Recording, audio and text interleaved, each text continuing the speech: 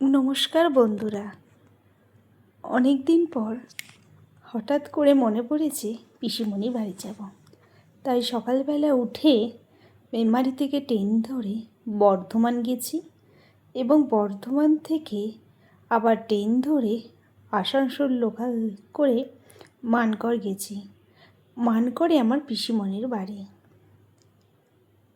আসানসোল রোডের ট্রেনগুলো না খুব লেটে চলে, আর ট্রেনগুলোর অনেক দেরি করে।